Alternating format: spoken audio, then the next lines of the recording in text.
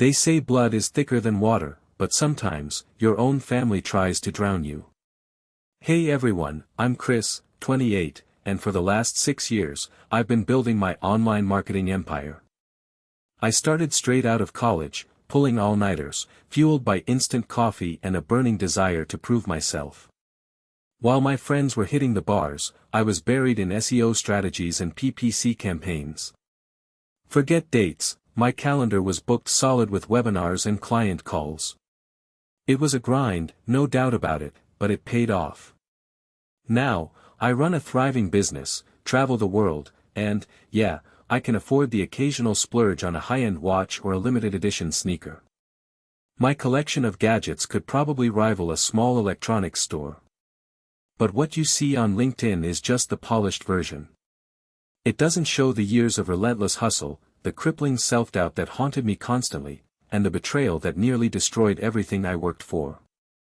Let me introduce you to my support system, starting with my parents, Richard and Susan. Dad was a retired accountant, a numbers guy through and through. Always ready with unsolicited financial advice, usually involving terms like risk assessment, asset allocation, and long-term investment strategies. He meant well, I guess. He just didn't understand the digital world. To him, online marketing was basically legalized gambling. Mom, well, she was the classic worrywart, a textbook overprotective mother. She envisioned my life as a perfectly sculpted suburban idol, wife, 2.5 kids, a sensible SUV, a meticulously manicured lawn, the whole package. My career ambitions never quite fit into her picture. She'd always make remarks about how I was working too hard and neglecting my personal life. Chris, you need to find a nice girl before it's too late, she'd say with a sigh. No woman wants a guy who's married to his computer. It felt like I was constantly disappointing her, simply by living a life she couldn't comprehend. Then there's Mark, my older brother. The golden child. Always the star quarterback, always the life of the party. He skated through life on charm and effortless charisma, a natural ability to get whatever he wanted without actually trying. He carried himself with an air of superiority, despite the fact that he was fundamentally lazy and never committed to anything.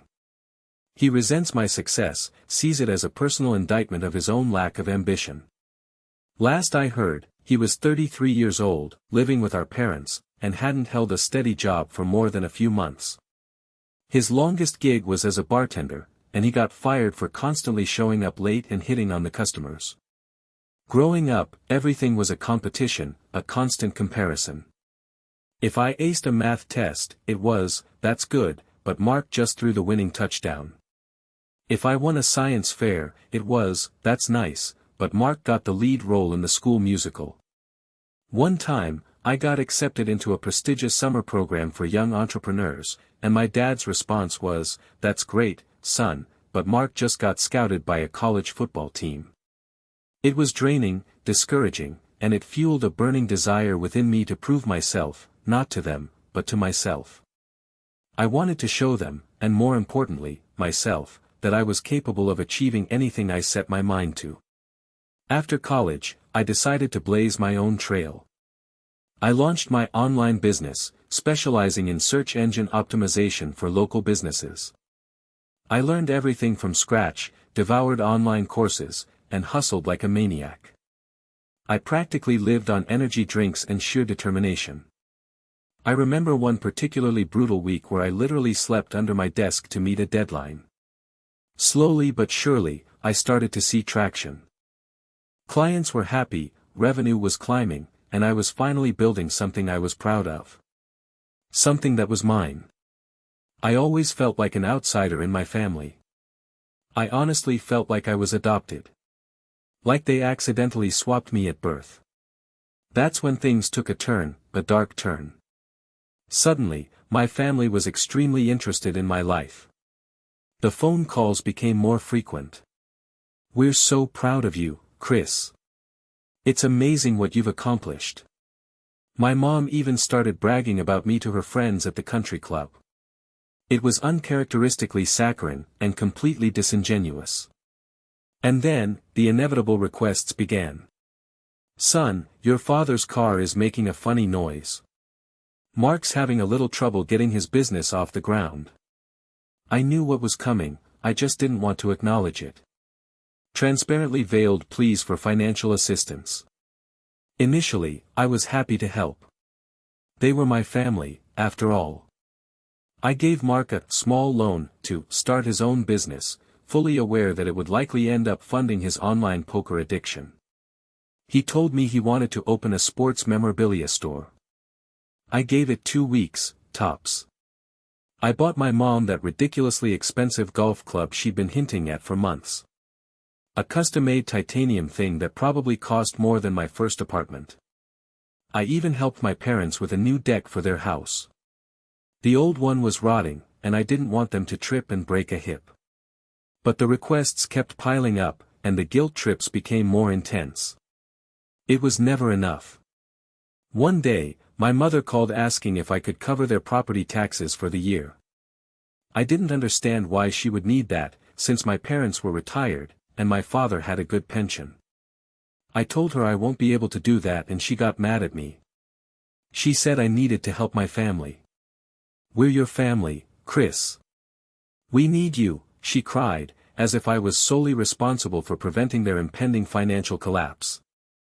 After this event I realized that they weren't proud of me, they were jealous of me. They saw me as a walking ATM, not as their son. Then, 6 months ago, the bomb exploded. I was in the final stages of closing a game-changing deal, a strategic partnership that would catapult my business to the next level. It was a massive opportunity, a chance to expand my reach and solidify my position as a leader in the industry. I was working around the clock to make it happen, fueled by copious amounts of caffeine and minimal sleep. My eyes were practically bleeding from staring at spreadsheets and market analysis reports. My parents were calling, feigning support, saying how proud they were. They would also ask about Mark and tell me that I was being too harsh on him. He needed another chance, they said. He deserved my help. He deserves everything because apparently he is the golden child no matter what. Then, I received an anonymous email with no subject. At first, I thought it was spam and was gonna delete it. You know, one of those Nigerian prince scams or offers for, well, you get the idea. But then I realized the sender's email was a generic one and someone was trying to hide behind a fake email. It was a burner account, clearly. So I opened the email and what I saw made my blood run cold. Mark had been badmouthing me to potential partners, telling them that my business was a house of cards, that my success was built on smoke and mirrors, and that I was engaging in unethical business practices. He even contacted some of the investors, spreading lies about my competence and integrity. He called me a fraud, a snake oil salesman, and even accused me of insider trading. I was beyond enraged. How could my own brother do something so vile? So meticulously planned. The next day I went to visit my parents, and found Mark there, sprawled on the couch, playing video games like he didn't have a worry in the world. I confronted him in front of my parents and asked him if he had sent the email. He denied everything, of course, putting on his best innocent act. But I could see the guilt written all over his face, the flicker of fear behind his charming facade. He was sweating, fidgeting, and avoided making eye contact. My parents defended him, saying that I was being delusional and that Mark would never do something like that. "He's your brother, Chris. He loves you," my mom insisted, completely oblivious to the obvious. I couldn't believe it. They were enabling him, protecting him, even when he was clearly guilty. They were so blinded by their favoritism that they couldn't see the truth slapping them in the face. I decided to investigate further. I couldn't let this go. My reputation, my business, my entire future was on the line. I hired a private investigator to uncover the truth, and what I discovered was even more disturbing. Mark had been actively sabotaging my deal for months. He was leaking confidential information to my competitors, trying to undermine my credibility, and spreading rumors about my personal life. He even told one potential partner that I was a reckless spendthrift with a penchant for gambling and a string of broken relationships. My parents were complicit, too. They were telling people that I was workaholic, emotionally stunted, and unfit to manage a successful business. They were playing the worried parents, warning people about my unstable behavior. They needed to make sure Mark wasn't perceived as the underachieving child, and I was the one with the problem. Their twisted logic was that if they could tear me down, they could somehow elevate Mark. I was crushed. These were the people who were supposed to love and support me unconditionally, my own family. Instead, they were trying to destroy me, motivated by envy and bitterness. I felt betrayed, hurt, and incredibly angry. I cried for days, unable to comprehend that my own family could be so cruel. I lost sleep, I lost my appetite, I even started questioning my own sanity. But then, I decided I wouldn't let them win. I wasn't going to allow them to ruin everything I had worked so hard to achieve. I refused to be a victim. That's when I went cold. All the emotion just shut down. I realized I had to protect myself and my business at all costs.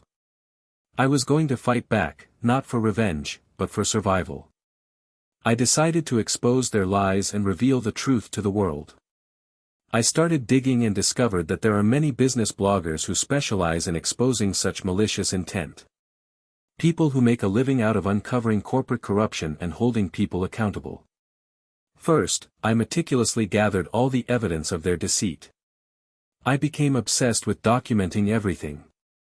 I collected emails, text messages, and even recordings of phone calls. I had set all my business calls to be recorded months ago. I knew it was a little paranoid, but it turned out to be a stroke of genius. They really dug their own grave with that decision. I compiled everything into a comprehensive dossier, meticulously detailing their scheme and exposing their motives. I documented everything. I had screenshots of messages, photos of Mark meeting with my competitors at seedy bars, everything. Then, I contacted a well-known business blogger, someone with a reputation for exposing corporate corruption and unethical business practices. His name was Ethan Blackwood, and he was notorious for his scathing takedowns of unscrupulous executives. I sent him all the evidence and told him my story. He was appalled and outraged, and he agreed to help me expose the truth. I knew this was a high-stakes gamble, but I was desperate. It was risky, but I was willing to roll the dice. The blogger published the story on his website, and it exploded online almost immediately. People were shocked and disgusted by my family's actions. News outlets picked up the story, and it spread like wildfire across social media. The hashtag #FamilyBetrayal was trending for days. My family was furious, humiliated, and scrambling to control the damage. They tried to deny everything, claiming that the evidence was fabricated and that I was just trying to ruin their lives. But the truth was out there, and it couldn't be contained. My parents tried to reach out to me, begging me to take the story down, but I refused. I told them that they had crossed a line and that they had to face the consequences of their actions. "You did this to yourselves," I told them, my voice cold and devoid of emotion. The fallout was devastating. My business partners were shocked, but ultimately supportive. They appreciated my honesty and admired my strength in exposing my family's treachery. Some of my extended family members actually apologized and I forgave them, but there were so many damages done that I could no longer act like nothing happened between us. Things were never the same with my parents. I could barely look at them. As for Mark, he moved to another state, a new start, leaving behind the shame, and refuses to even acknowledge me. He pretends I don't exist. He probably changed his name and is now living under an assumed identity. Good riddance. Did it feel good? Honestly, yeah, a little. There was a sense of catharsis in exposing their lies and reclaiming my narrative. It was like finally taking back control of my own story. But the real satisfaction came from protecting myself and my business. It was about setting boundaries, protecting my peace, and recognizing that sometimes, the people closest to you can be the most toxic. And it's about knowing your worth and fighting for it, no matter what. It's about understanding that you don't owe anyone anything, not even your family. I still see my parents around at family events, holidays, and birthdays.